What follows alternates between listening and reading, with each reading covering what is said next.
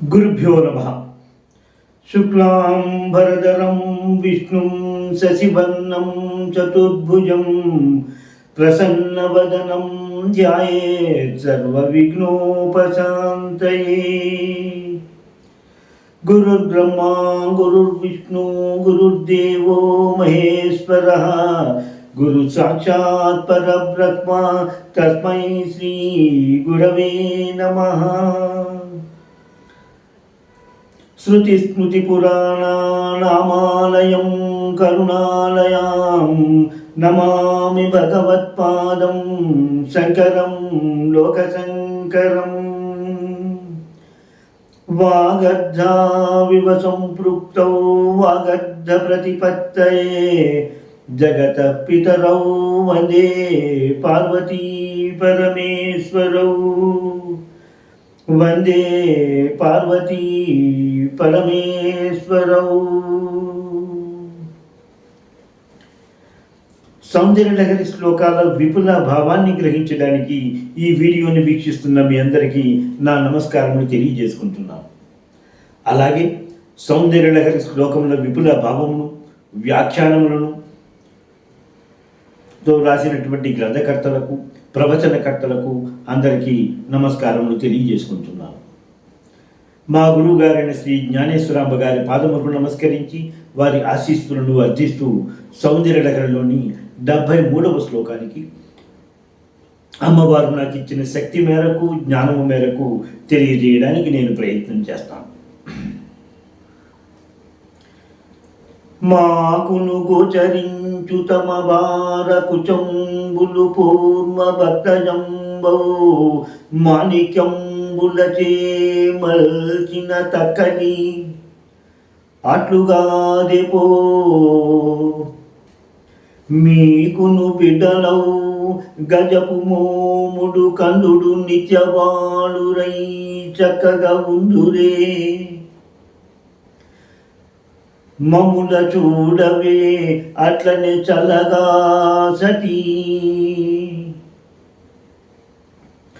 ఈ 73వ శ్లోకం యొక్క తెలుగు అనువాద పద్యాన్ని మనం ఇప్పుడు పరిశీలించాము.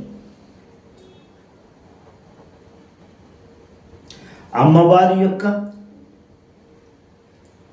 భార కుచములు అమృతము స్రవించడి మాణిక్యములతో చేసినటువంటివి అన్న విధంగా చెబుతూ, అలాగానే కాకపోతే అమ్మవారి బిడ్డలైనటువంటి గణపతి స్కందుడు నిత్యము బాలురుగా ఉండడము అవుతుందా అన్న విషయంగా తెలియజేస్తూ, అదేవిధంగా మనము కూడా అమ్మవారి బిడ్డలమే కాబట్టి మనల్ని కూడా నిత్యము చల్లని చూపులతో చూడమ్మా అనేటువంటి ప్రార్థనతో ఈనాటి ఈ కార్యక్రమాన్ని మనం ప్రారంభించుకున్నాం.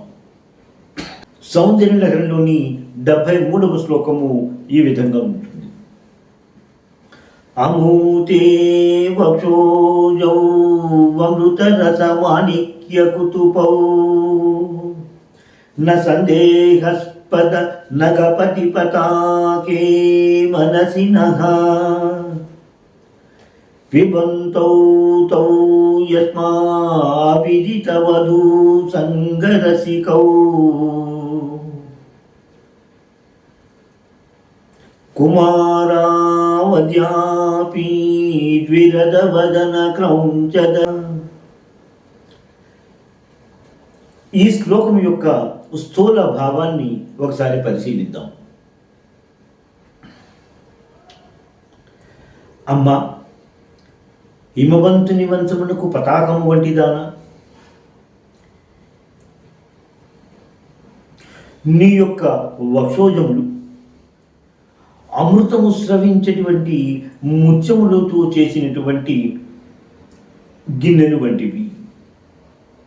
అలాగా అమృత రస ప్రవాహమును గావించినటువంటివి కానివైనచో ఆ క్షీరములోనిటువంటి గణపతి స్కందుడు నిత్యము బాలులుగా ఉండుటకు సాధ్యమేనా?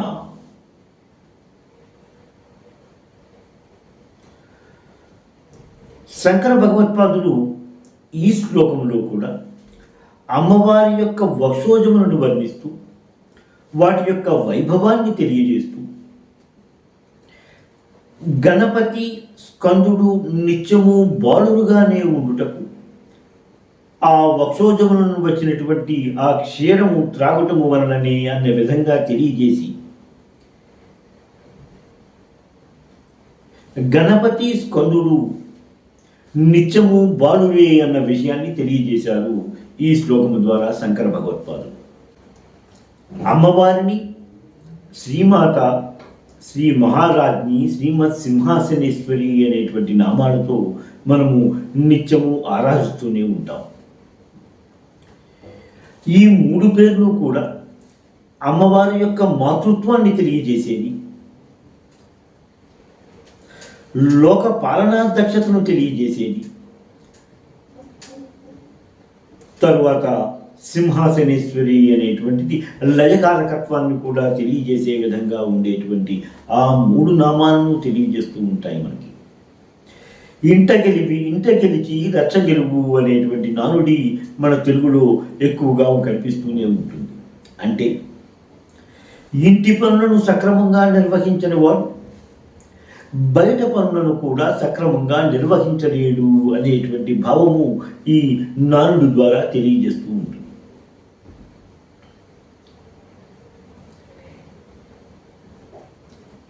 జగదంబ యొక్క పాలనా దక్షత, జగదంబ యొక్క బయట చేసేటువంటి కార్యక్రమాల యొక్క ఫలములు, అనుభవములు మనకి నిత్యము గ్రహిస్తూనే ఉన్నాము. మనం ప్రకృతిలో ఉండేటువంటి ప్రతిదీ కూడా అమ్మవారి కరుణగానే మనం తీసుకుంటూ ఉండే విధంగా ఉన్నటువంటిది.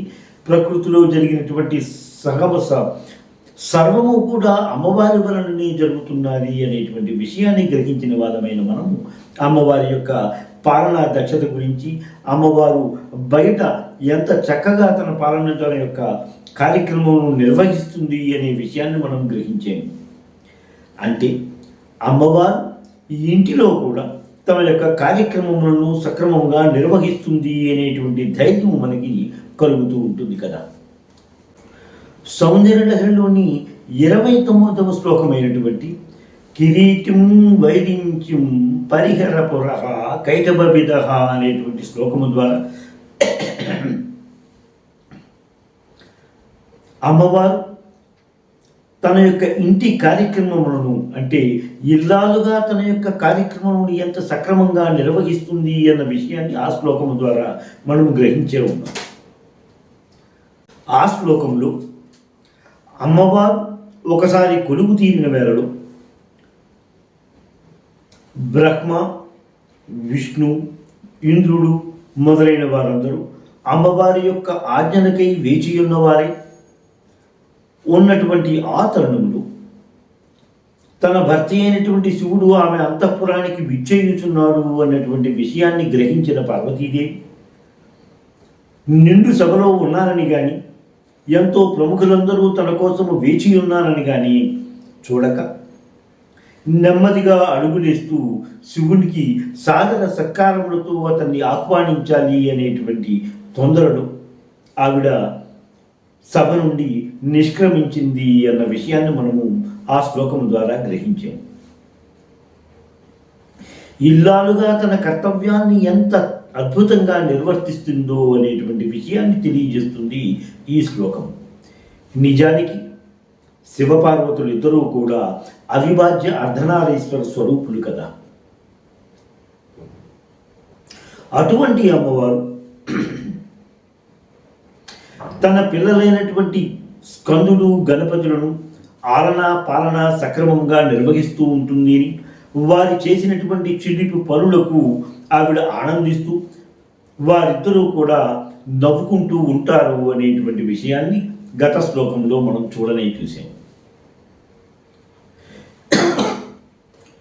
ఈ శ్లోకంలో వివరిస్తూ అమ్మవారి యొక్క స్థనము నుండి వచ్చినటువంటి క్షీరం అమృత ప్రవాహము వంటిది అని తెలియజేస్తూ, అటువంటి అమృతాన్ని స్వీకరించిన వారు నిత్యము బాలులుగానే ఉంటారు కదా అన్న విషయాన్ని తెలియజేసి, స్కందుడు, గణపతి నిత్యము బాలురే, వారికి స్త్రీ సంగము లేనటువంటి వారు అన్న విషయంగా ఈ శ్లోకాన్ని తెలియజేశారు శంకర భగవత్పాదులు. అమృతే వక్షౌజౌ వమృత రస మాణిక్య కుతుపౌ అని చెప్పారు. అమృతమును స్రవించడి ఆ స్తనములు సామాన్యమైనవి కావు అనేటువంటి విషయాన్ని తెలియజేస్తూ అవి మాణిక్యములతో చేసినటువంటి గిన్నెలు వంటివి అన్న విధంగా తెలియజేశారు శంకరుడు. అంటే ఇవి అసామాన్యమైనటువంటి అన్న విషయాన్ని తెలియజేయడానికే శంకరుడు ఆ విధంగా తెలియజేసినట్టుగా మనం గ్రహిస్తూనే ఉంటాం.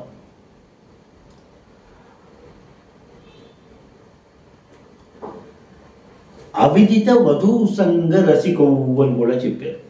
అంటే వారికి స్త్రీ సంగమము లేనటువంటి నిత్య బాలురు వాళ్ళిద్దరూ కూడా గణపతి స్కందుడు అనేవారు అమృతాన్ని సేవించినటువంటి దేవతలు. వారు నిత్యము ఈ యవ్వనంలోనే ఉంటూ వారికి వయసు పెరగడము అనేటువంటి ఉండదు అన్న విషయంగా మనకి అమృతం సేవించిన వారి లక్షణంగా తెలియజేసుకుంటూ ఉంటాం. అమ్మవారి నామము కూడా వయోవస్థ వివర్జిత అనేటువంటి నామాన్ని మనం జ్ఞాపకం చేసుకోవచ్చు. వయస్సు అనేటువంటి అవస్థని ఆవిడ పరిత్యజించినది అన్న విధంగా ఆ నామానికి భావాన్ని కూడా మనం గ్రహించుకున్నాం. అటువంటి అమ్మవారి వచ్చి నుండి తీసినటువంటి క్షీరము యొక్క లక్షణముగా స్కందుడు గణపతి నిత్యము బాలురుగానే ఉన్నారు అన్న విధంగా ఈ శ్లోక రచనను జరిగింది. మరి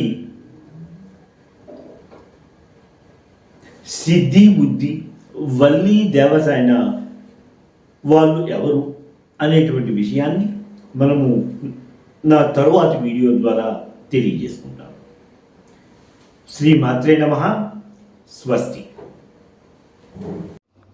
ఎంతో అధ్యయనం చేసి మీకు అందిస్తున్న ఈ వీడియోలను ఆదరిస్తారని భావిస్తున్నాము.